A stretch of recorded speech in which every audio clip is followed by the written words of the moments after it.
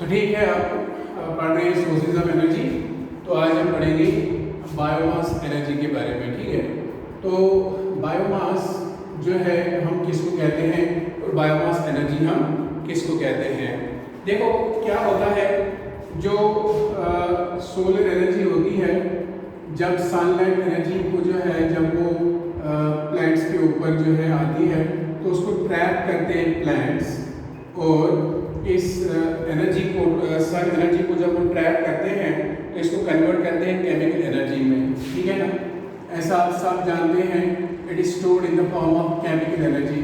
तो ये chemical energy form में स्टोर होता है in a process, that process is called photosynthesis. ठीक है, तो ये केमिकल एनर्जी जो होती है ये स्टोर हो जाती है उनमें इन द फॉर्म ऑफ बायोमास। ठीक है, this chemical energy get stored in plant body in different parts. उसके जो डिफरेंट पार्ट्स होते हैं प्लांट बॉडी के, उनमें ये एनर्जी केमिकल एनर्जी स्टोर होती है एज बायोमास। इसको कहते हैं हम बायोमास। और जब हम रिकवर करते हैं इस सोलर एनर्जी जब स्टोर रहती है in the form of biomass, और फिर हम रिकवर करते हैं इस एनर्जी को, इसको कहते हैं bio energy. Then when we recover this energy, this biomass as an energy, it's called as biomass energy, or it's also called as bioenergy। तो अब इसको क्या कहा जाता है? बायो एनर्जी कहा जाता है। अंडरस्टैंड नाउ, बायोमास कोई भी ऑर्गेनिक मैटर होता है जिससे हम एनर्जी लेते हैं, उसको हम बायोमास कहते हैं। Biomass is any organic matter, कोई भी organic matter from which we get energy है, जिससे हमें क्या मिलती है? एनर्जी हासिल होती है। उसको हम क्या कहते हैं? उसको हम कहते हैं बायोमास। तो बायोमास असल में यही सोलर एनर्जी जो होती है, जब ये डिफरेंट जो है जब ये प्लांट्स ट्रैप करते हैं केमिकल एनर्जी में कन्वर्ट करते हैं, फिर ये इनकी बॉडी में स्टोर रहती है in the form of this chemical energy, this constitute the biomass. इसको हम बायोमास कहते हैं, एंड इस बायोमास को एज ए एनर्जी इस्तेमाल करना, उसको हम कहते हैं बायो एनर्जी। ठीक है, तो कोई भी ऑर्गेनिक मैटर जिससे हम एनर्जी हासिल करते हैं उसको हम क्या कहते हैं? That's what we called as biomass. उसको हम बायोमास कहते हैं। ये भी एक रिन्यूएबल सोर्स ऑफ एनर्जी है। कौन? बायोमास एनर्जी, जिसको प्लांट्स और एनिमल्स से हासिल किया जाता है। इनफैक्ट प्लांट्स को कौन खाते हैं? एनिमल्स। तो biomass energy is a renewable source of energy and it is obtained from plants. इसको यूजुअली कहाँ से हासिल किया जाता है? प्लांट्स से एंड एनिमल्स से, बिकॉज एनिमल्स के पार्ट से भी इसको जो है हासिल किया जाता है। अंडरस्टैंड नाउ, तो बायोमास जो होता है इसमें प्लांट्स आते हैं, ट्रीज आते हैं। तो बायोमास इंक्लूड्स, इसमें आएगा प्लांट्स, ट्रीज यानी बड़े बड़े पौधे जो होते हैं। इसके अलावा इसमें आते हैं बुशेस, क्रॉप रेजिड्यू, झाड़ियाँ जो होती है, क्रॉप का बचा कुचा जो होता है वो भी एज बायोमास हम यूज कर सकते हैं। Then agricultural waste, sewage, excreta of living organisms. Agricultural processes में जो भी वेस्ट हासिल होता है, एग्रीकल्चरल वेस्ट, सीवेज। इसके अलावा इसमें आते हैं excreta of living organisms and dead bodies, excreta of animals, animals के जो वेस्ट प्रोडक्ट्स होते हैं, and dead plants and animals. ठीक है, और डेड बॉडी जो होती है लिविंग ऑर्गेनिजम्स की, ये सब जो है इसको हम बायोमास कहते हैं। क्या कहते हैं? बायोमास कहते हैं। अब ये बायोमास जो होता है, इससे हम यूजुअली जो है we get biogas from it, इससे हम बायोगैस हासिल करते हैं फ्रॉम इट। देखो बायोगैस आप सब जानते हैं, बायोगैस प्रोड्यूस की जाती है कहाँ पर? बायोगैस प्लांट्स में, उनको कहते हैं बायोगैस प्लांट्स, और गोबर गैस प्लांट्स भी इनको कहते हैं। क्यों कहते हैं गोबर गैस प्लांट्स? ये मैं अभी आपको कहूँगा। इस बायोगैस क्या होता है, जब यहाँ पर हम एक प्लांट बनाते हैं, कुआं जैसा बनाते हैं, उसके अंदर यही जो है ये बायोमास हम डाल देते हैं, अंडरस्टैंड। जैसे हम जो है प्लांट्स का वेस्ट डालते हैं, एनिमल्स का वेस्ट डालते हैं, क्योंकि मेनली जो मेन एक्सक्रीटर जो एनिमल्स का इसमें हासिल होता है गोबर, उससे भी गैस प्रोड्यूस की जाती है, तो इसको गोबर गैस ही कहा जाता है। यहाँ पर क्या होता है, यहाँ पर बायोमास को हम डालते हैं इस बायोगैस प्लांट में। इस बायोगैस प्लांट में जो है वो बैक्टीरिया होते हैं, और बैक्टीरिया जो होते हैं ये इस वेस्ट मटेरियल को, बायोमास को कन्वर्ट करते हैं बायोगैस में। इसमें करते हैं बायोगैस, इसमें गैस चैम्बर होता है, फिर उसके जरिए से एक पाइप कनेक्ट की जाती है घरों में, जहाँ पर इस बायोगैस को एज ए फ्यूल जलाया जाता है, अंडरस्टैंड। तो ये बायोगैस जो होता है ये इन चीज़ों से बनाया जाता है, बायोमास से बनाया जाता है in the absence of oxygen. यहाँ पर इन एब्सेंस ऑफ ऑक्सीजन जो है ये बैक्टीरिया इसको बायोगैस में कन्वर्ट करते हैं। बायोगैस का सबसे इंपॉर्टेंट कंपोनेंट होता है, इसमें मीथेन गैस होती है, इसके अलावा कार्बन डाइऑक्साइड, हाइड्रोजन और हाइड्रोजन सल्फाइड भी इसमें प्रेजेंट होता है। कार्बन डाइऑक्साइड एंड कुछ हद तक hydrogen sulphide, but main constituent इसका मीथेन होता है, अंडरस्टैंड। तो यहाँ पर बैक्टीरिया की मदद से ये बायोमास जो होता है वो डिकम्पोज हो जाता है इसमें और इस बायोगैस प्लांट में, और फाइनली जो है बायोगैस बन जाती है। बायोगैस जो है, बायोगैस को हम यूज करते हैं as a domestic and industrial fuel, understand. ये इसका कैलोरीफिक वैल्यू जो होता है वो भी बड़ा हाई होता है, और इसके अलावा ये बर्न हो जाता है इजीली, एंड इसमें जो है ये लेस पोल्यूटिंग जो है, मतलब लीस्ट पोल्यूटिंग फ्यूल इसको हम कंसिडर कर सकते हैं, और इसका प्रोड्यूस करने का कॉस्ट भी बहुत ही जो है वो कम होता है, ठीक है। नाउ इसमें हम कोई भी वेस्ट मटेरियल प्लांट का, एनिमल का यूज करते हैं और हम इस बायोगैस को जो है वो प्रोड्यूस करते हैं। तो बायोमास से जो एनर्जी निकलती है उसको कहते हैं बायोमास एनर्जी, और ये एनर्जी हम यूजुअली बायोगैस बनाने के काम जो है वो लाते हैं, अंडरस्टैंड। तो एक और एनर्जी होती है जिसको कहते हैं न्यूक्लियर एनर्जी। क्या कहते हैं? Nuclear energy. यहाँ पर न्यूक्लियर रिएक्शंस होती है एलिमेंट्स के एटम्स में, तो वहाँ पर क्या है एनर्जी प्रोड्यूस होती है, उसको हम न्यूक्लियर एनर्जी कहते हैं। तो ऐसी energy which is released during nuclear reactions उसको कहते हैं nuclear energy. Energy released during nuclear actions. Nuclear actions के अंदर जो एनर्जी रिलीज जो होती है उसको क्या कहा जाता है? उसको कहा जाता है न्यूक्लियर एनर्जी, ठीक है। तो न्यूक्लियर एनर्जी होती है जो न्यूक्लियर रिएक्शन से क्रिएट होती है, अंडरस्टैंड। तो because it comes from the nucleus of the atoms. तो ये कहाँ से आती है? ये आती है न्यूक्लियस ऑफ एटम्स।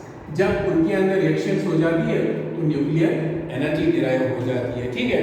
नाउ ये एनर्जी जो होती है न्यूक्लियर एनर्जी, ये निकलती है in the form of heat and some light. It is released as heat and to some extent light. जैसे आप देखते हैं सूरज के अंदर यही जो है निकलती है nuclear energy he by means of यहाँ पर होता है nuclear fusion and fission reactions, understand, fusion reactions, ठीक है। तो यहाँ पर बहुत ज़्यादा हीट प्रोड्यूस होती है और बहुत ज़्यादा जो है लाइट प्रोड्यूस होती है। सूरज में आप देखती हो लाइट कितनी होती है जो है धरती पर, इससे जो है वो रोशन हो जाती है, ठीक है। तो ये न्यूक्लियर एनर्जी जो होती है ये ऑब्टेन की जाती है दो टाइप्स ऑफ रिएक्शन से, ठीक है। Nuclear energy is obtain by two types of reactions. दो टाइप्स रिएक्शंस होते हैं जिनसे ऑब्टेन की जाती है। एक होता है जिसको कहते हैं nuclear fission, understand, nuclear fission. Fission का मतलब होता है ब्रेक होना, अंडरस्टैंड। जब एक बड़ा सा न्यूक्लियस ब्रेक होता है और वो डिवाइड होता है छोटे छोटे न्यूक्लियाई में, उसको बोलते हैं हम न्यूक्लियर फिशन, ठीक है। तो न्यूक्लियर फिशन क्या होता है? The process of splitting a heavy nucleus into two medium weight nuclei, ठीक है। प्रोसेस ऑफ Splitting means टूटना. Splitting of a heavy weight nucleus, एक बहुत ही बड़ा न्यूक्लियस जो है वो स्प्लिट हो जाना, ब्रेक हो जाना इनटू टू स्मॉल न्यूक्लियर, दो छोटे न्यूक्लियर में जो है टूट जाना with the release of energy, इसके साथ लार्ज अमाउंट ऑफ एनर्जी निकल आती है. With the release of large amount of energy. जब ये ब्रेक हो जाते हैं तो यहाँ बहुत सारी एनर्जी जो है वो निकल आती है, उसको कहते हैं न्यूक्लियर एनर्जी. अंडरस्टैंड? तो दिस कॉल्ड न्यूक्लियर फिशन, इसको कहते हैं न्यूक्लियर फिशन. फॉर एग्जांपल जैसे यूरेनियम U-235 जो यूरेनियम होता है हैवी आइसोटोप वाला, जब ये ब्रेक हो जाता है तो इससे क्या बनता है, जब ये टूटता है तो इससे रिलीज हो जाता है इसका जब फिशन होता है तो इससे क्या निकलता है, when it is bombarded with nuclear fission of uranium, जब इसको बॉम्बार्ड किया जाता है स्लो मूविंग न्यूट्रॉन के साथ, ये है स्लो मूविंग न्यूट्रॉन, तो ये क्या देता है, ये हमें देता है, इससे निकलता है जो है barium and chromium and plus यहाँ से निकलती है बहुत ज़्यादा एनर्जी. ठीक है, ये देता है 5,6 Ba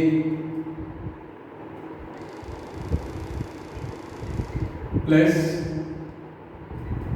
3,6 Kr94 plus 30 N1 plus इससे निकलती है बहुत सारी एनर्जी. ठीक है, तो एक हैवी एटम का यहाँ पर न्यूक्लियस का ब्रेक डाउन हो जाना इन दो छोटे न्यूक्लियर पर और इसके साथ बहुत ज़्यादा अमाउंट ऑफ एनर्जी रिलीज होना, दिस कॉल्ड न्यूक्लियर फिशन. इसको बोलते हैं हम न्यूक्लियर फिशन रिएक्शन. अंडरस्टैंड? तो जो एक हाईली डिस्ट्रक्टिव आप न्यूक्लियर बॉम्ब देखते हैं उसमें भी क्या हो जाता है, न्यूक्लियर फिशन हो जाता है यूरेनियम का ही. जो एक न्यूक्लियर बॉम्ब नहीं होता है, न्यूक्लियर बॉम्ब जो होते हैं कंट्रीज के पास, ये भी न्यूक्लियर फिशन रिएक्शन पे ही जो है चलता है. और इसमें क्या होता है, एक हैवी यूरेनियम वाला जो एलिमेंट होता है तो वो ब्रेक डाउन होता है और इसमें जो है धमाका हो जाता है और ये एक न्यूक्लियर बॉम्ब होता है. अंडरस्टैंड? दूसरा होता है, दूसरी रिएक्शन होती है जिसको बोलते हैं न्यूक्लियर फ्यूजन. क्या बोलते हैं? अब फ्यूजन का मिलना मतलब होता है मिल जाना, फिशन का मतलब होता है ब्रेक हो जाना, टूट जाना, सीधी बात है. Understand? Now there is nuclear, दूसरी रिएक्शन जो होती है उसको बोलते हैं न्यूक्लियर फ्यूजन. ठीक है, न्यूक्लियर फ्यूजन जो है इसका क्या मतलब है, the process in which two light nuclear, the process in which two light nuclei fuse वो फ्यूज हो जाते हैं और बनाते हैं a heavy nucleus, एक बड़ा सा न्यूक्लियस. तो इसको क्या बोलेंगे हम, इसको बोलेंगे हम along with the release of energy is called nuclear fusion. यहाँ भी एनर्जी रिलीज होती है along with the release of energy as heat and light.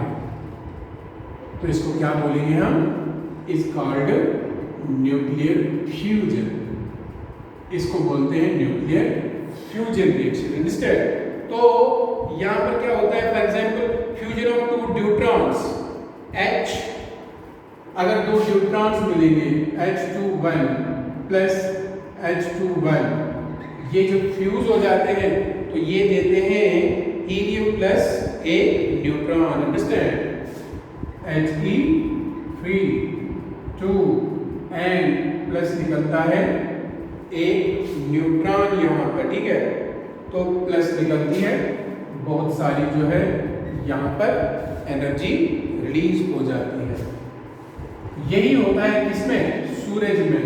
उसमें न्यूक्लियर फ्यूजन ही होता है, हाइड्रोजन मिलके जो है हीलियम बनाता है और यहाँ पर बहुत ज़्यादा हीट एंड लाइट जो है वो प्रोड्यूस हो जाती है। ठीक है, तो इसको कहते हैं हम न्यूक्लियर फ्यूजन रिएक्शन। ठीक है, इंडिया के अंदर हमारे मुल्क में जो है लगभग जो है 6 न्यूक्लियर पावर प्लांट्स हैं। तो ये लोकेटेड है तारापुर में, राणा प्रताप सागर नियर कोटा में, कलपकन तमिलनाडु में, और नरोरा यूपी, नकराकोरा गुजरात एंड केगा कर्नाटका में। ठीक है, अब ये न्यूक्लियर एनर्जी जो है इसके एडवांटेज और डिसएडवांटेज होते हैं। पहले हम पढ़ेंगे एडवांटेज इसके क्या है और दूसरा हम पढ़ेंगे इसके डिसएडवांटेज क्या है। ठीक है, एडवांटेज नंबर 1 इसका ये है कि ये जो न्यूक्लियर एनर्जी होती है ये रिलेएबल होती है। क्या होती है? रिलेएबल होती है, यानी जिस तरह कोई भी जो है वो क्या कहते हैं, जो किस तरह कोई भी एनर्जी फॉर्म है जैसे कोल है, गैस है, उस तरह ये भी जो है रिलेएबिलिटी रखने वाला एक जो है एनर्जी सोर्स है। ठीक है, तो एक रिलेएबल सोर्स है। दूसरा है लो फ्यूल कॉस्ट है इसमें, लो फ्यूल कॉस्ट, तो इसका खर्चा जो है वो बहुत कम होता है। Large amounts of nuclear energy can be produced from the fusion of radioactive elements like uranium, यानी लार्ज अमाउंट्स ऑफ एनर्जी यहाँ पर रिलीज हो जाती है कम कॉस्ट में, अंडरस्टैंड, लेस कॉस्ट में। तो लो फ्यूल कॉस्ट में कहूँगा ये इसका एडवांटेज है। तीसरा एडवांटेज इसका ये है कि it is low electricity cost, इसमें ज़्यादा बिजली की जरूरत नहीं पड़ती है, लो इलेक्ट्रिसिटी कॉस्ट है इसका, और ये इसका बहुत बड़ा जो है फायदा है।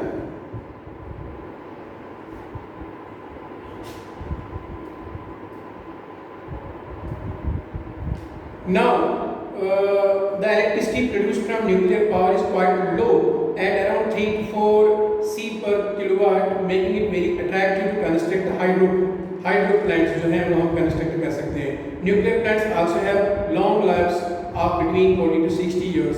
इसका मतलब ये है कि इसको एक्सट्रीमली जो है प्रॉफिटेबल होता है ये, जब इसको जो है एक बार कंस्ट्रक्ट किया जाए तो ये एक्सट्रीमली प्रॉफिट हमें जो है वो प्रोवाइड करता है। इसके अलावा no greenhouse gas emission, air pollution इससे नहीं होता है। No greenhouse gas emission, तो एयर पोल्यूशन या कहूँगा मैं नो एयर पोल्यूशन, तो इसका एडवांटेज ये है इससे कोई भी ग्रीन हाउस गैस रिलीज नहीं होता है एटमॉस्फेयर में जो टेम्परेचर बढ़ा देता है एयर का। तो दूसरा है तो इसका मतलब इससे एयर पोल्यूशन नहीं होता है। High load factor, understand, high load factor है।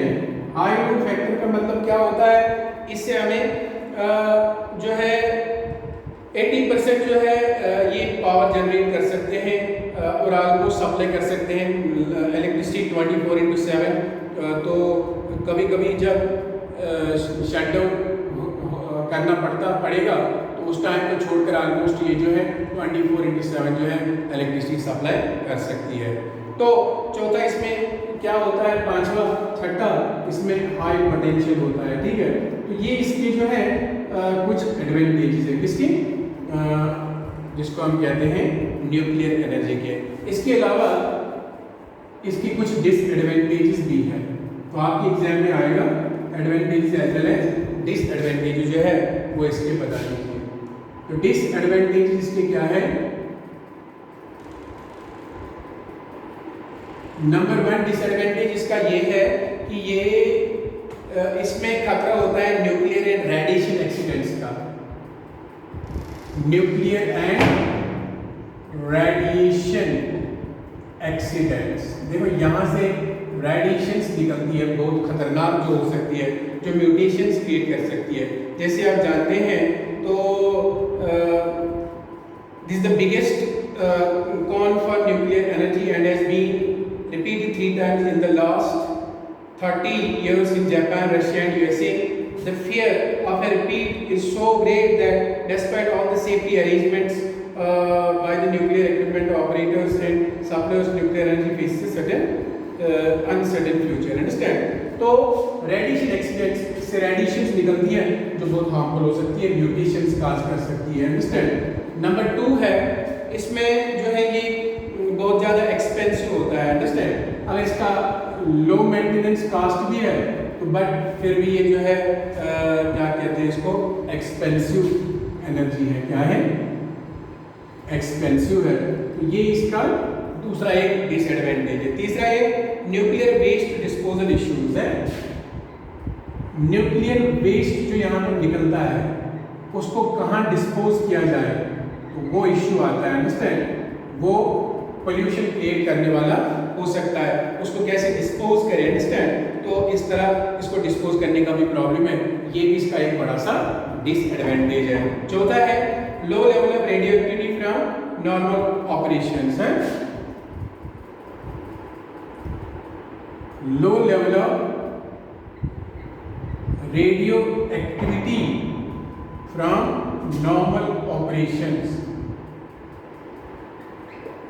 Low level of radioactivity from normal operations. The nuclear industry also produces a large volume of low level radioactive waste in the form of contaminated items like clothing, hand tools, water purifier resins and the materials of which the reactor itself is built. तो ये इसकी एक और इसका ये disadvantage है। Nuclear proliferation,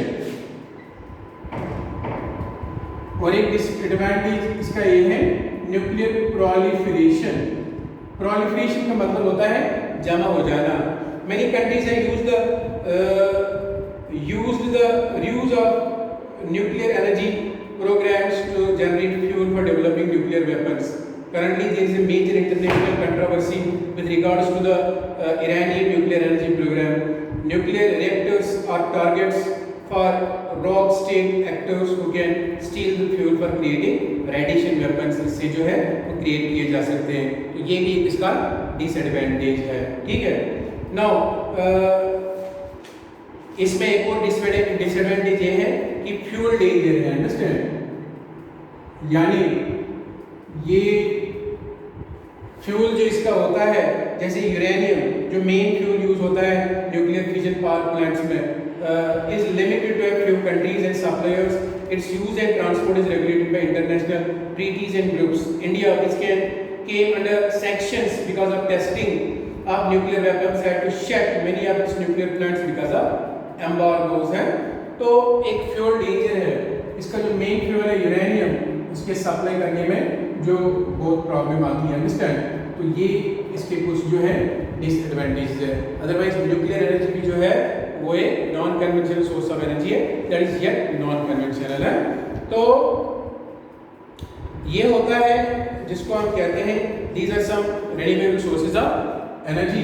इस तरह ये जो है आपका चैप्टर जो है फिनिश होता है। ये आपने पढ़े कुछ एनर्जी रिसोर्सेज जो कन्वेंशनल होते हैं वो नॉन कन्वेंशनल होते हैं।